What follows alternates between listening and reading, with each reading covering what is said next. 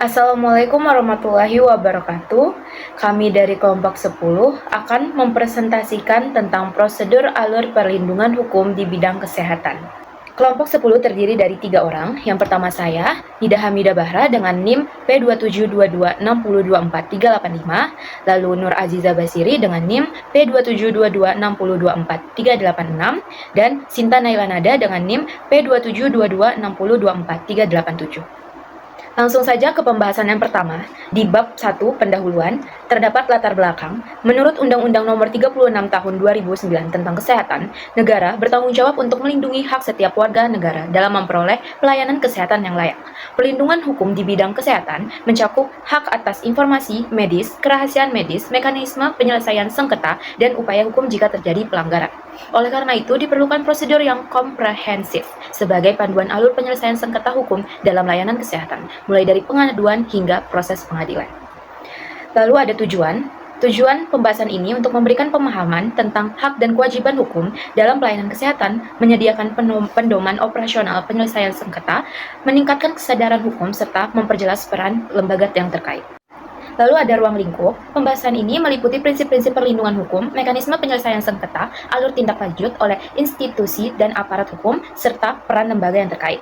Dan yang terakhir ada dasar hukum, ada UU nomor 36 tahun 2009 tentang kesehatan, UU nomor 44 tahun 2009 tentang rumah sakit, UU nomor 29 tahun 2004 tentang praktik kedokteran, UU nomor 8 tahun 1999 tentang pelindungan konsumen, UU nomor 36 tahun 2014 tentang tenaga kesehatan, dan terakhir kode etik profesi tenaga kesehatan.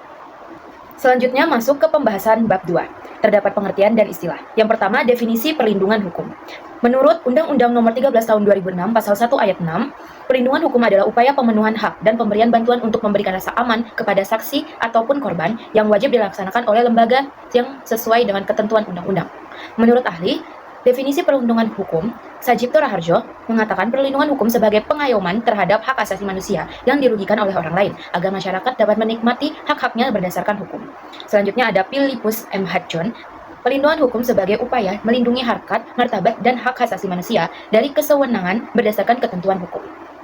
Jenis perlindungan hukum menurut Hudson, yang pertama ada preventif, untuk mencegah sengketa dengan memberi kesempatan menyatakan keberatan sebelum keputusan dibuat. Yang kedua, represif, menyelesaikan sengketa melalui pengadilan.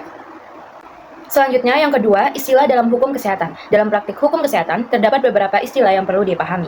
Yang pertama, informed consent adalah persetujuan pasien terhadap tindakan medis setelah menerima penjelasan yang memadai mengenai diagnosis, prosedur, risiko, dan alternatif. Yang kedua, rekam medis adalah dokumen tertulis atau elektronik yang mencatat seluruh informasi pasien tentang identitas, riwayat penyakit, hasil pemeriksaan, diagnosis, tindakan medis, dan juga terapi. Yang ketiga, malpraktik adalah tindakan tenaga kesehatan yang tidak sesuai dengan standar profesi medis, sehingga menimbulkan kerugian bagi pasien. Dan yang keempat, eutanasia adalah tindakan untuk mengakhiri kehidupan seseorang secara sengaja dengan maksud mengurangi penderitaan berat. Selanjutnya, pembahasan bab 3 mengenai prinsip-prinsip perlindungan hukum di bidang kesehatan. Yang pertama, hak dan kewajiban pasien. Yang A, hak pasien menurut Undang-Undang Nomor 44 Tahun 2009 dan Undang-Undang Nomor 29 Tahun 2004. Pasien memiliki beberapa hak diantaranya. Pertama, mendapatkan informasi yang benar dan jelas mengenai penyakit, tindakan medis, serta risiko yang mungkin terjadi. Yang kedua, memperoleh layanan yang manusiawi, adil, jujur, tanpa diskriminasi. Yang ketiga, menyetujui atau menolak tindakan medis setelah menerima penjelasan. Yang keempat, mendapatkan privasi dan kerahasiaan data medis. Yang kelima, mengajukan pengaduan atau pelayanan yang tidak sesuai standar. Yang B, kewajiban pasien. Pasien juga memiliki kewajiban sebagai bagian dari sistem pelayanan kesehatan. Antara lain, pertama, memberikan informasi yang jujur, lengkap, dan tepat terhadap kondisi pasien mengenai kesehatannya. Yang kedua, mematuhi petunjuk dan nasihat tenaga medis. Yang ketiga, mematuhi peraturan yang berlaku di sarana pelayanan kesehatan. Yang keempat, membayar biaya pelayanan sesuai ketentuan yang berlaku. Dan yang kelima, menghormati hak tenaga medis dan petugas kesehatan lainnya. Kenalkan, nama saya Nur Aziza Basiri dengan NIM P272260243886. Di sini saya akan melanjutkan. 2. Hak dan kewajiban tenaga kesehatan. A. Hak tenaga kesehatan. 1. Melakukan praktik profesi. Kedua, menerima imbalan jasa atas pelayanan yang diberikan. Yang 3. Mendapatkan perlindungan hukum selama menjalankan tugas. Yang keempat, mengikuti pendidikan dan pelatihan untuk meningkatkan kompetisi dan karir. Yang kelima, menolak tindakan yang bertentangan dengan etika, hukum, agama, dan hati nurani. B. Kewajiban tenaga kesehatan. 1. Wajib memberikan pelayanan kesehatan sesuai dengan standar profesi, standar pelayanan, dan standar prosedural operasional. Yang kedua, menghormati hak pasien. Yang ketiga, menjaga kerahasiaan identitas dan data kesehatan pasien. Yang keempat, memberikan informasi yang jelas mengenai kondisi pasien dan tindakan medis yang akan dilakukan. Yang kelima, membuat dan memelihara rekam medis pasien. Yang ketiga, ada etika profesi kesehatan. 1. Tanggung jawab profesi. 2. Keadilan. 3. Kerahasiaan. Keempat, kompetensi dan pengembangan diri. Yang kelima, hubungan antar profesi. Yang keempat, ada asas-asas hukum yang berlaku. 1. Asas legalitas. Yakni tidak ada pidana tanpa hukum yang mengatur sebelumnya. Yang kedua, asas persamaan di hadapan hukum. Semua orang sama di mata hukum. Yang ketiga, asas keadilan. Hukum diterapkan adil dan seimbang. Yang keempat, asas kepastian hukum. Yakni, hukum harus jelas dan tidak membingungkan. Yang kelima, asas kemanfaatan. Hukum harus memberi manfaat bagi masyarakat. Bab 4. Prosedur dan alur perlindungan hukum. 1. Mekanisme pengaduan pasien. Yang pertama-tama, penyampaian pengaduan. Bisa disampaikan melalui petugas, kotak saran, telepon, email, atau media sosial. Lalu, tahap selanjutnya penerimaan pengaduan. Petugas mencatat pengaduan dalam sistem. Yang tiga, verifikasi dan analisis. Tim menganalisis pengaduan untuk menentukan solusi. Tahap keempatnya, penyelesaian pengaduan. Tindakan kolektif dilakukan sesuai hasil analisis. Yang kelima, evaluasi dan tindakan lanjut. Mengevaluasi efektivitas solusi dan mencegah kasus yang serupa. Yang kedua, tindak lanjut oleh institusi. Yang pertama-tama, penerimaan dan dokumentasi pengaduan. Yang kedua, investigasi internal. Yang ketiga, rapat evaluasi dan keputusan. Yang keempat, pemberian umpan balik kepada pengadu. Yang kelima, pemantauan dan pencegahan. 3. Proses mediasi dan penyelesaian sengketa. Proses mediasi. 1. Persiapan. Mediator menjelaskan prosedur dan tujuan mediasi. Kedua, pertemuan awal. Pihak berselisih menyampaikan masalah dan harapan. Yang ketiga, proses mediasi mendalami isu dan mencari alternatif solusi. Yang keempat, negosiasi, mencapai kesepakatan win-win. Yang kelima, penyusunan kesepakatan. Kesepakatan ditulis secara formal. Yang keenam, penutup.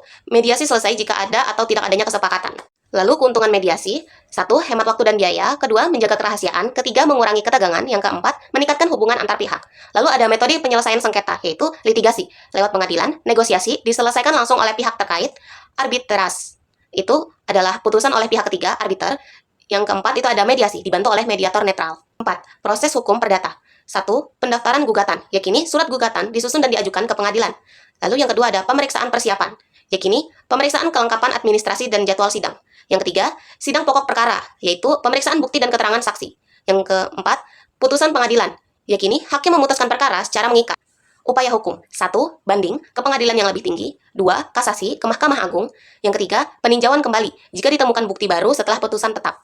Perkenalkan, nama saya Sinta Naila Nanda dengan NIM P2722602437. Di sini saya akan melanjutkan presentasi. Bab 5, peran dan kewenangan lembaga terkait. Pertama, kita mulai dari Kementerian Kesehatan Republik Indonesia. Kemenkes memiliki peran utama sebagai pembuat regulasi dan kebijakan nasional di bidang kesehatan. Kemenkes menyusun peraturan yang mengatur hak dan kewajiban pasien dan tenaga kesehatan, sekaligus menerapkan standar pelayanan yang wajib dipenuhi oleh seluruh fasilitas kesehatan. Kemenkes juga berwenang melakukan pengawasan dan memberikan sanksi administratif terhadap rumah sakit atau institusi yang melanggar hukum. Kedua, itu ada Dinas Kesehatan di tingkat daerah. Dinas Kesehatan bertugas untuk mengimplementasikan program kesehatan pemerintah daerah, termasuk pengawasan fasilitas pelayanan, pengendalian penyakit, dan seluruh penyuluhan yang terjadi di tingkat masyarakat. Peran Dinas Kesehatan sangat penting dalam menjaga kualitas dan aksesibilitas layanan kesehatan di tingkat lokal. Ketiga, itu ada Majelis Kehormatan Disiplin Kedokteran Indonesia atau MKDKI. Lembaga ini berfokus pada penegakan disiplin profesi dokter dan dokter gigi. Mereka menerima laporan pelanggaran, melakukan pemeriksaan, menjatuhkan sanksi seperti teguran atau pencabutan surat izin praktik. Namun, MKDKI juga menghadapi beberapa tantangan seperti beberapa keputusannya dibatalkan oleh pengadilan. Keempat, ada Lembaga Pelindungan Konsumen seperti BPKN dan LPKSM. Mereka menerima pengaduan dari pasien dan memberikan edukasi dan membantu menyelesaikan sengketa antara pasien dan rumah sakit. Lembaga ini penting untuk memastikan suara konsumen kesehatan tetap terdengar dan terlindungi. Kelima, itu ada aparat penegak hukum dan kepolisian. Polri berperan melakukan penyelidikan kasus hukum di bidang kesehatan seperti malpraktik, bekerja sama dengan pengadilan, serta memastikan penyelesaian hukum berjalan adil dan transparan didasarkan kepada Undang-Undang Nomor 2 Tahun 2002 tentang Kepolisian. Selanjutnya, bab 6, studi kasus. Sebagai contoh nyata, mari kita bahas kasus bayi Deborah tahun 2017. Kasus ini mencuat karena adanya dugaan penundaan pelayanan medis di ruang intensif akibat orang tua pasien tidak bisa membayar uang muka. Hal ini menimbulkan polemik besar karena pelayanan kesehatan seharusnya mendahulukan keselamatan bukan aspek administrasi. Dari sisi analisis, tindakan rumah sakit melanggar UU Nomor 36 Tahun 2009 tentang kesehatan dan UU Nomor 44 Tahun 2009 tentang rumah sakit yang mewajibkan pelayanan darurat diberikan tanpa mendiskriminasi pasien. Untuk penyelesaiannya, Kemenkes memberikan sanksi administratif dan rumah sakit diwajibkan untuk memperbaiki sistem pelayanan. Kasus ini juga menjadi momentum evaluasi kebijakan layanan darurat dan memperkuat edukasi masyarakat tentang hak-haknya sebagai pasien. Selanjutnya, ada bab 7 penutup. Kesimpulan, perlindungan hukum dalam pelayanan kesehatan sangat penting untuk menjaga hak pasien dan tenaga medis. Peran lembaga seperti Kemenkes, Dinas Kesehatan, MKDKI, Lembaga Konsumen, dan aparat penegak hukum saling melengkapi dalam menjaga agar pelayanan kesehatan berjalan sesuai standar hukum, etika, dan profesional.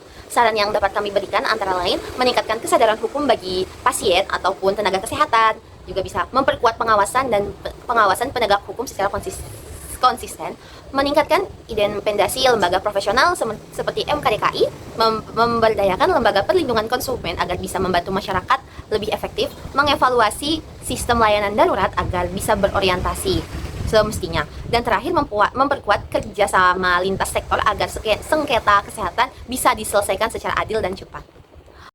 Berikut ini daftar sumber yang kami gunakan.